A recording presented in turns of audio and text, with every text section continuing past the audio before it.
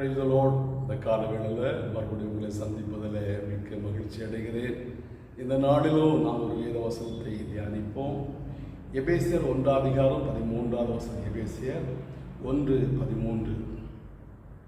நீங்களும் உங்கள் ரட்சிப்பின் சுவிசேஷமாகிய சத்திய வசனத்தை கேட்டு விசுவாசிகளான போது வாக்குத்தத்தம் பண்ணப்பட்ட பரிசுத்த ஆவியால் அவருக்குள் முத்திரை போடப்பட்டீர்கள். பிரியமானவர்களே, பவுல் இங்கே எபேசு சபையை பார்த்து சொல்கிறார், நீங்களும் உங்கள் ரட்சிப்பின் வசனமாகிய வசனத்தை நீங்கள் கேட்டு விசுவாசிகளான போது வாக்குத்தத்தம் பண்ணப்பட்டதான தேவனுடைய ஆவியினாலே அவருக்குள் நீங்கள் முத்திரை போடப்பட்டீர்கள் என்று சொல்லுகிறார். பொதுவாக நீங்கள் மார்க்கெட்டுக்கெல்லாம் போனால், இந்த ஆட்டுச்சந்தை மாட்டு சந்தைகள்லாம் போகும்போது வியாபாரிகள் ஆடு மாடுகளை வாங்குவார்கள். வாங்கி ஒரே வாகனத்தில் அவைகளை ஏற்றிக்கொண்டு தங்களுடைய சொந்த ஊர்களுக்கு போவார்கள். அப்போ ஒரு 10 வியாபாரிகள் சேர்ந்து ஒரு லாரியை வாடகைக்கு அமர்த்துவார்கள். ஆனால் 10 பேரும் ஆடுகளை வாங்குவார்கள், 10 வியாபாரிகள். ஆனால் அவரவர் தங்களுக்கு ஒரு முத்திரை வைத்திருப்பார்கள், ஒரு அடையாளத்தை வைத்திருப்பார்கள். அவர்கள் வாங்குறதான அந்த ஆட்டுக்கு அல்லது மாட்டுக்கு அவர்களுடைய ஒரு முத்திரையை போடுவார்கள். அது பெயிண்டினாலேயோ வேறு ஏதோ ஒன்றுனால முத்திரை அந்த மாட்டுடைய சரீரத்தில் குத்துவார்கள். வேறொரு வியாபாரி அவருடைய முத்திரையை குத்துவார். ஆனால் இந்த எல்லா ஆடு அந்த அந்த மிருகங்கள் ஒரே வாகனத்தில் ஏறி போக வேண்டிய இடத்துக்கு போகும். அங்கே போய் அந்தந்த முத்திரையை பார்த்து அவர்கள் அவைகளை பிரித்து கொள்வார்கள். இதே போல தான் சில மரங்கள் கூட, வெட்டப்பட்ட மரங்கள் ஒரே வாகனத்தில் ஏற்றி கொண்டு வரும்போது அவ்விதமாச்சு. இப்படி பல விதமான காரியங்கள் அவரவருக்கு ஒரு முத்திரையை வைத்திருப்பார்கள். அரசாங்கத்துக்கு ஒரு முத்திரை இருக்குது, ஒவ்வொரு தொழிற்சாலைக்கு அவங்களுடைய விலாசத்தில் ஒரு முத்திரை இருக்கும். இப்படி பலவிதமான முத்திரைகள் இருக்கிறது.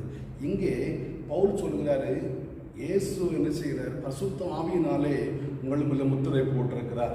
எப்போ முத்திரை போடுகிறாரு?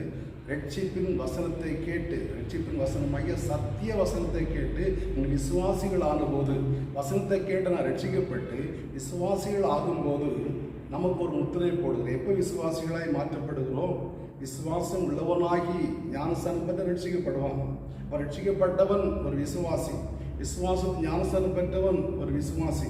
அப்போ ரட்சிக்கப்பட்ட ஞானஸ்தானம் பெற்ற போது சத்திய வசனமாகிய வசனத்தை கேட்டு முத்திரையாக விசுவாசிகளான போது பரிசுத்த ஆவியினாலே ஆண்டவர் நமக்கு ஒரு முத்திரை போடுகிறார்.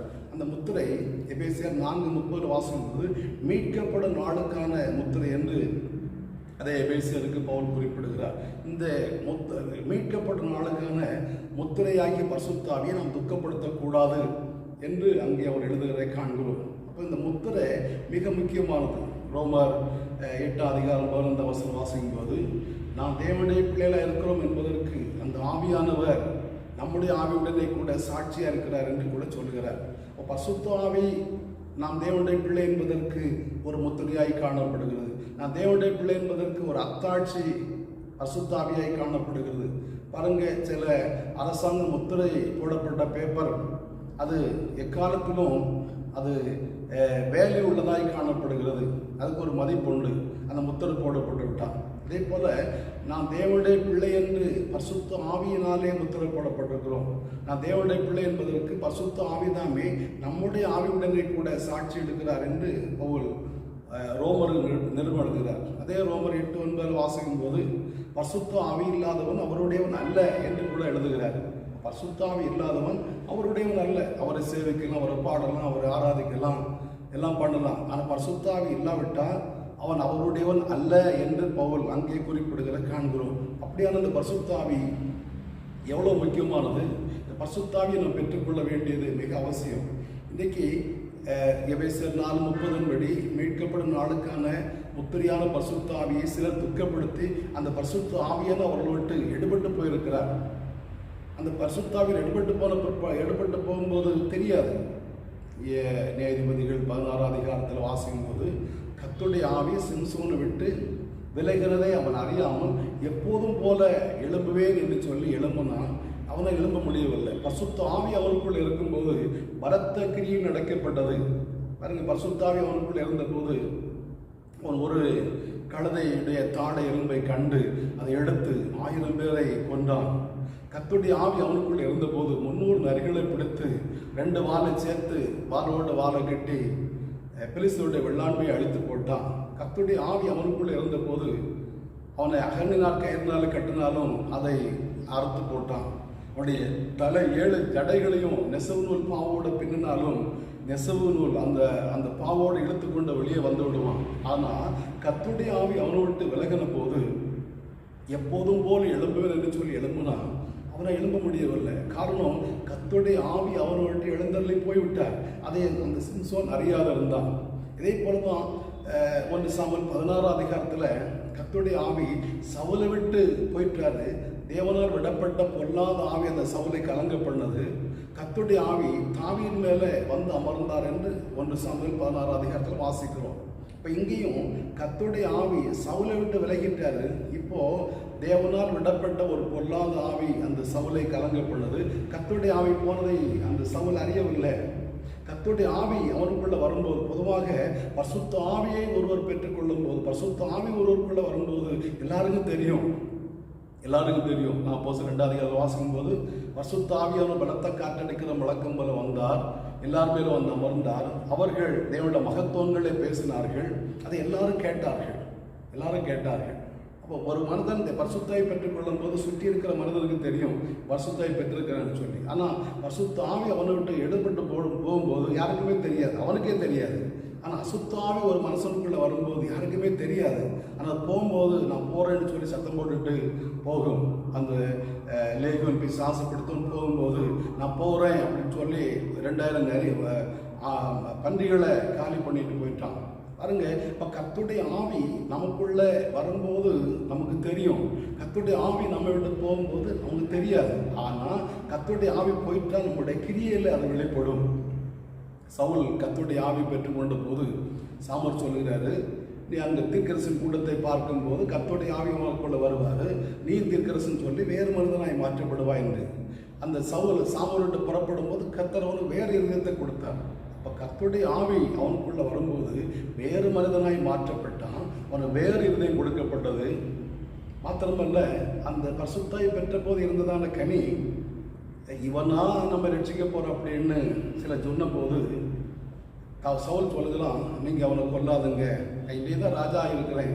மாத்திரம் அவன் காது கேளாதவன் போல இருந்தான். அவனை நிந்தித்து பேசும்போது காது கேளாதவன் போல இருந்தார் என்று வாசிக்கிறோம். அதே நேரத்தில் 16 அதிகாரத்தில் பரிசுத்தாவே எடுபட்டு போயிட்டாரு. 18 அதிகாரத்தில் ஸ்திரீகள் சவுல் கொண்டது 1000, தாவீது கொண்டது 16 என்று சொல்லி பாட ஆரம்பித்த போது அவனுக்குள்ள அசுத்தாவி இருந்தது. அவன் சவுலின் மேல பொறாமை கொண்டான். அவனை கொல்லும்படியாக ஈட்டி எடுத்து எறிந்தான். தன்னுடைய மகனை ஈட்டினால் எறிந்தான்.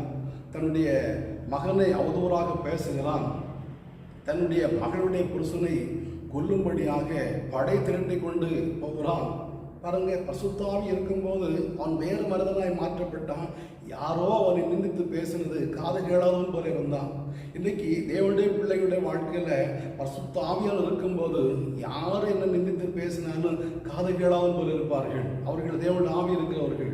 ஒரு சின்ன காரியத்துக்கும் அப்படி வரிந்து கட்டிட்டு வருகிறவர்கள். பரிசுத்தாவி பெற்றேன்னு சொன்னாலும் அவளுக்குள்ள பரிசுத்தாவி இல்லை, பரிசுத்தாவி போய் எவ்வளோ காலம் ஆச்சுது அப்படிதான் சொல்ல முடியும். பரிசுத்த ஆவியானவர் மிக முக்கியமானவர். பரிசுத்த ஆவியினாலே அவருக்குள் முத்திரை போடப்பட்டிருக்கிறோம். இது மீட்கப்படும் நாளுக்கான பரிசுத்த ஆவி. ஆண்டவர் நம்மை மீட்டுக் கொள்ளும் போது அந்த பரிசுத்த ஆவி தான் முத்திரையாக இருக்கு. அந்த முத்திரையை பார்த்து தான் நம்ம மீட்டுக் கொள்வார். நாம் பல்லவத்தை எழுந்தள்ளி போக வேண்டுமானா அந்த எக்கால சத்தம் துணிக்கும், அப்பொழுது மரித்தோர் அழிவில்லாத எழுந்திருப்பார்கள் என்று வாசிக்கிறோம். பரிசுத்தாவி பெற்றவர்கள் எழுந்திருப்பார்கள், பரிசுத்தாவி பெற்றுக்கொள்ளாதவர்கள் அங்கே மண்ணறையில் கிடப்பார்கள்.